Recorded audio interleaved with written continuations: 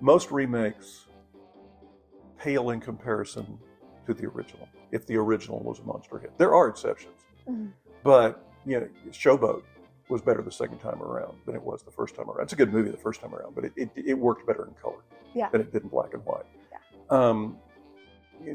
But if you look at, people have tried to remake The Maltese Falcon, it's failed. They tried to remake Casablanca, it's failed. I tried to imagine, I mean, how many different times has Robin Hood been remade? Yet the Errol Flynn 1938 Technicolor Robin Hood, he still defines Robin Hood. Still iconic. And I have a college friend who made a really good Robin Hood with Kevin Costner, who was miscast for that role terribly. But that was modern Hollywood deals on money. How do you get the money to produce the film? Yeah. Castner was hot, so they had to have him at playing Robin Hood, even though he was ill-suited for it. It's a fun film, but it's not the original Robin Hood. So, with the exception of things like Showboat and probably 5 or 10 others, remade films are not as good as the originals. Now you can take, I actually asked a film class recently. We were talking about Star Wars. Mm-hmm. And this film class made up of 18, 19, 20-year-old kids. They still like the original Star Wars. The CGI may have not been as good or anything else, but they like those original 3 movies better than they like the sequels. That doesn't mean they don't like the sequels, but they do. Now, maybe a modern example of something that was as good, if not better, that it was improved, was when they decided to remake the original Star Trek as a film and cast Chris Pine and that group in that movie. And because of the technological development, they were able to make a film that was better than the series, but didn't diminish the series. People went back and watched the series and still enjoyed it, but technology had improved so much that sci-fi translated better 50 years after the fact.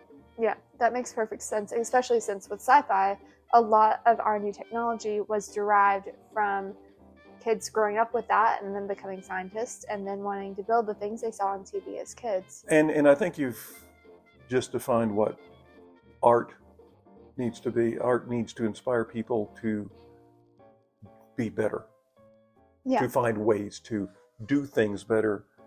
It challenges us in its purest form to grow. Yeah. It gives us characters that we admire or we hate. The ones we hate, we don't want to be like. And it pushes us away from behaviors. The ones we like pushes us to be better. You look at movies like The Snake Pit, a courageous film in the 40s, Hollywood that examined the way people who were mentally ill were treated. It changed all of society. Yeah. You look at Imitation of Life in 1934 that examined race relations in 1934. Did it change society? No. But it did open the door and cracked it a little bit for minority actors to have real roles, which in 1939 resulted in Hattie McDaniel taking a role that should have been a throwaway role as a slave, a mammy, and winning the Academy Award with it. Which what kind of profound effect did that have? Not much until the 1950s, but it did open the door for Dorothy Dandridge and Sidney Poitier and others to follow in footsteps. And I think Hollywood, in its best, film in its best, is the film that exposes us to issues and problems. And then by doing that, it forces us to look into the mirror and see something we don't like and change it. It also inspires, you talked about Star Trek inspiring scientists. 1939 had a great movie with Bette Davis, Dark Victory, where she was dying of a brain tumor.